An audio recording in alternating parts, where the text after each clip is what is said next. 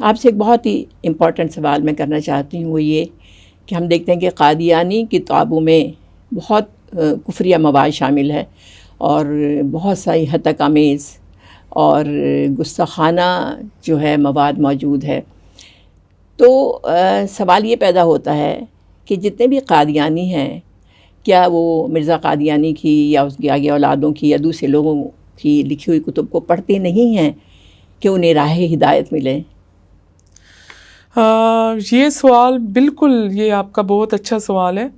اس میں یہ سوچتی ہوں، یا میرا جو ذاتی زندگی کا تجربہ گزرا ہے، ہمیں مرزا قادیانی کا مکمل جو لٹریچر ہے اس کو پڑھنے کا اس لیے حق نہیں دیا جاتا کہ پاکستان میں چونکہ بین ہے، اس لیے آپ کو پورا جو لٹریچر ہے وہ پوری جو کتابی شکل ہے وہ نہیں دی جاتی تھی، یہ کہہ کے کہ اس کو گھر میں رکھنا مطلب نامعقول عمل ہے. جو مکمل لٹریچر ہے اس کو پڑھنے کے لیے کہا جاتا تھا کہ یہ مربیان، جو سلسلہ کے مربیان بنیں گے، جو ان کا دینی مدرسہ ہے جس میں یہ وہ تیار کرتے ہیں، مربی جسے کہتے ہیں، ان کے لیے ہے. اس کے ساتھ ساتھ اسلام کو ڈی گریڈ جو کرنے کی معلومات ہیں وہ کی جاتی تھی. یعنی عام قادیانی جو تھے ان کو اس مواد سے بالکل بھی جو دور رکھا گیا. میرے پردادا نے کبھی کوئی کتاب نہیں پڑھی ہوگی، انہوں نے اندھوں بہروں کی طرح مرزا قادیانی کو مانا.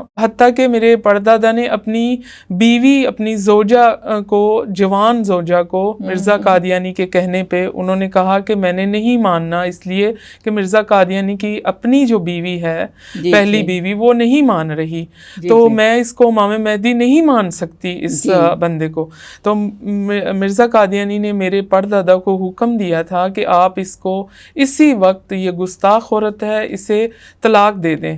تو اس گلی میں کھڑے کھڑے میرے پردادا نے، وہ 2 بچیاں تھیں، چھوٹی چھوٹی تھیں، وہ آئی تھیں کہ میں اپنے خاوند کو واپس لے کے آؤں گھر میں، کہ گھر میں ان کی ضرورت ہے، بچیاں دودھ کے لیے تڑپ رہی ہیں. وہ جب آئیں تو مرزا قادیانی نے کہا کہ اگر یہ بیعت نہیں کرے گی، یعنی کہ مرزا قادیانی کو نہیں مانے گی، تو اس کو فارغ کرو، میں تمہاری شادی کروا دوں گا.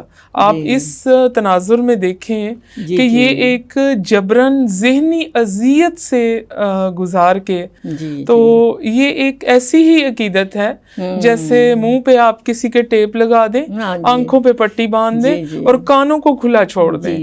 بس آپ سن سکتے ہیں لیکن آپ کو دیکھنے کی یا بولنے کی یا سوال کرنے کی اجازت نہیں. یہ ایک ایسا ہی عقیدہ ہے.